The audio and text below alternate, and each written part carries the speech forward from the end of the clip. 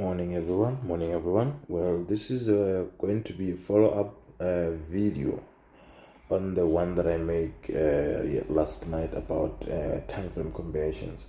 So I remember I mentioned that if everything is pointing up, then you don't have to wait for the price to necessarily hit your higher time frame zone before you can trade, because everything is pointing in the same direction. You can just take trades even from your smallest time frame on your sequence. But now this guy asked me, came up with a different scenario where he's saying, now let's say you are trading. I'm assuming because you're mentioning weekly, daily, and H4. I'm assuming that you are going with 3 time frames, my guy. 3 time frames, right?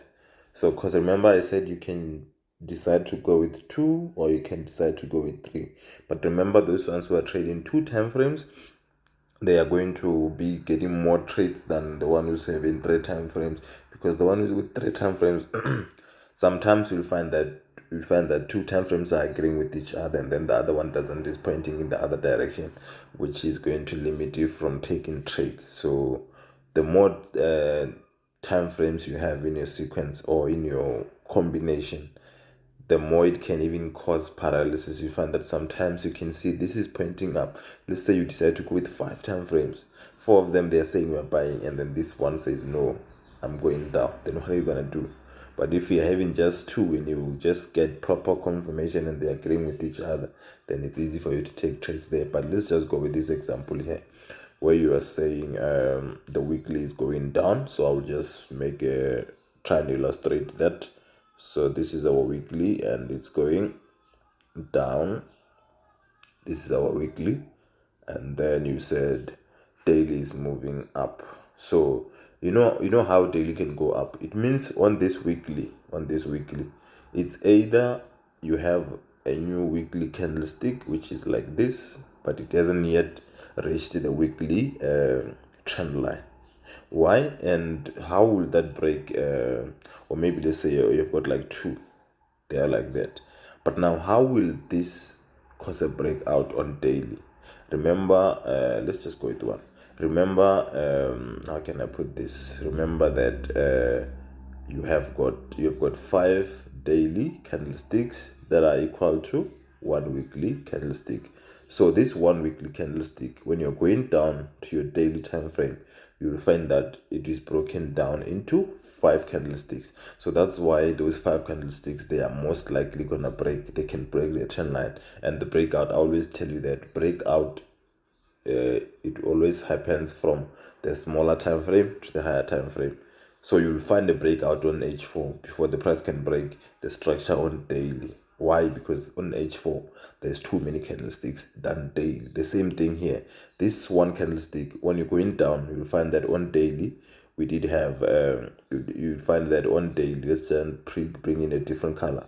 You see this smooth here, this move, you'll find that on daily it was moving like this, and this was your daily, a daily trend line. This was your daily trend line, and then now this one that I did with the red, this one candlestick that I did with the red color here on weekly, I said it will give you 5 candlesticks when you come to daily, and you'll find that there's those 5 candlesticks, unfortunately they go up and break the trend line. I think that's what you meant here when you said the daily is moving up. So here I tried to illustrate it. This move to the downside, it looks like this on daily, because remember it will have more candlestick that we saw it on weekly, and then this one candlestick going up on weekly, it will have 4 or 5 candlesticks, or depending on whether it is still open or not, and then you will have like more candlesticks than what you are seeing on weekly, which means that maybe that is what caused the breakout that you're talking about, right? And then H daily is moving up, and H4 also. Okay, let's say H4 also, it's doing the same thing, going up, right? How do you enter positions? So now this is how you should approach it. You've got so many options, and remember, I always tell you that not executing is also a trade decision. So you're just saying I'm not gonna do anything up until the price maybe gets here. It's also a trading decision, because remember, you don't have to always have necessarily to always have like a trade running on a certain currency pair or on Nasdaq or whatever. Sometimes you can just wait for 2 days or 3 days for the structure to become clear before you can execute. Right? So in this case, here are your options. These are your options. Right? I don't want to remove everything. These are your options. So option number one, because remember the bigger structure is still pointing down. Option number one, you can wait for price to hit the higher time frame, which is the weekly resistance, then look for selling opportunities. The resistance, remember, it can be trend line or the actual resistance zone.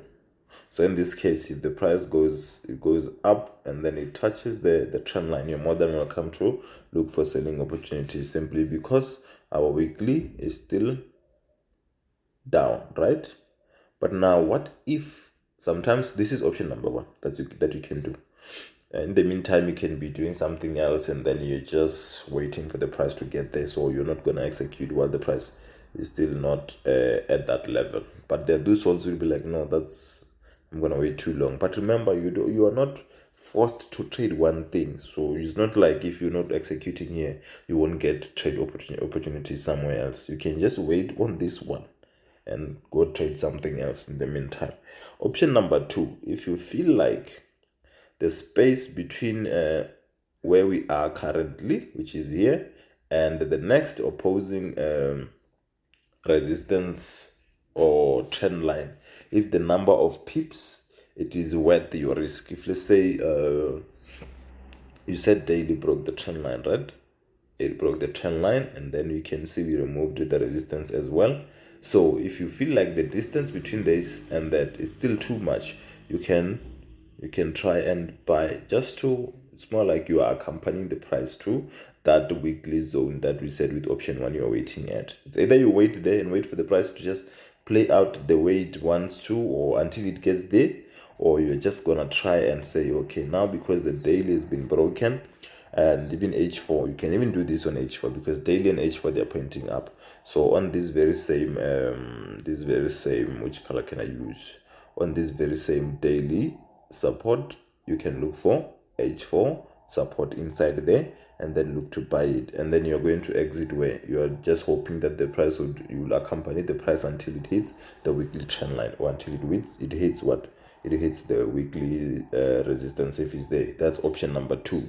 Option number three, sometimes you'll find that the price after breaking, let's do it like this, the price after breaking this, and then it comes down. That's why option number one, most of the time, it's a proper one, unless if you get like proper confirmation for you to buy. Remember, you can't just go and put a buy limit there. That doesn't allow you, because of what? Not everything is pointing up. So why are we putting the buy limit?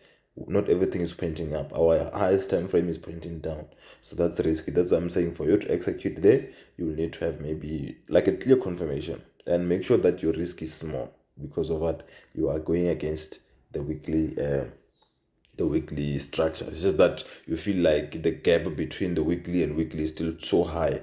You can catch, I don't know, you can even exit before you even get there. Then if you get like a 3:1, you can even use like a nice daily resistance and exit there, and just in case the price doesn't go all the way up to the weekly area of resistance.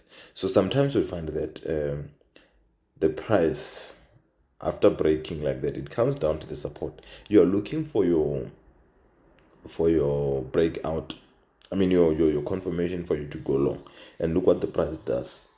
And then the price does this, just like it did with Nasdaq. This was it last week.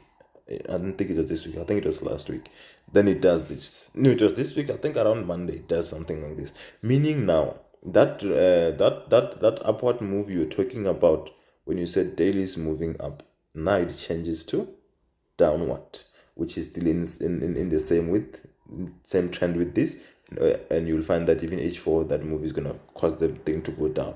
So now, because we have the new low, because remember the lowest point we had was there. Now we're having a lower low, which means what? You need to put your trend line there. The daily trend line is there. This one does not exist anymore. This one does not exist anymore, which means now we are back with everything pointing to the downside. So that's option number 3 that you can have.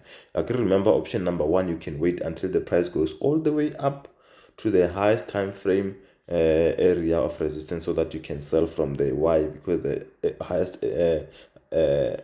the resistance on your highest time frame is, the highest time frame is still pointing down. That's why we are looking to sell from there. That's option number 1. But sometimes the price doesn't get there. So maybe let's say like I gave you with option number 2, if you feel like it gives you confirmation here, and then whatever that you're risking, you do have the space, which is like 3:1 before the price can go and hit the weekly, you are more than welcome to do that, like quick in and out.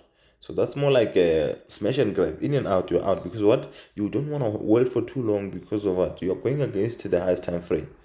That one. So if that doesn't give you the option to enter, that's where option 3 comes in, which means we have a new lower low. You have to adjust your trend line, then everything is back to pointing to the downside. Everything is pointing down. You go back to just taking your trades on H4, selling there and then selling there, selling there, and you're going to do that for as long as that H4 and daily trend line is still holding. The day it breaks, you stop selling, because remember, you'll get the breakout on H4 first.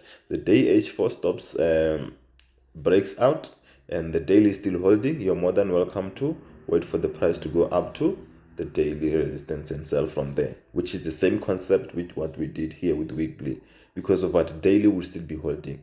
In this case, there the daily was not holding. That's why we waited at the weekly, which is the highest, which is the only one which was holding. Remember, I said for as long as the trend line is not holding, we are not welcome to sell or take trades on that time frame. Unless, if we can only do that, I can only sell, remember in this case, this is the last thing I'm going to say. If weekly is still going down, and then the daily it was going up, now it came back, it's going down again, and then H4 is also going down, and then taking your trades to the downside like that, selling, and then over some time you find that H4 points up again like that. You are not welcome to look for selling opportunity at this resistance here and say, I'm taking this H4 resistance, I'm gonna sell from there. No. Why? Because H4 is not with us, it's not pointing down. So why are we selling? But I can wait for the price to go up to maybe daily resistance. Then, because daily is still pointing down, I can look for, if I feel like this daily resistance zone is too big for me, I can look for H4 resistance inside it and then execute. But remember, I'm not executing just based on this. I'm executing this, and this is on a time frame that is still pointing down. I hope you are answered, my guy.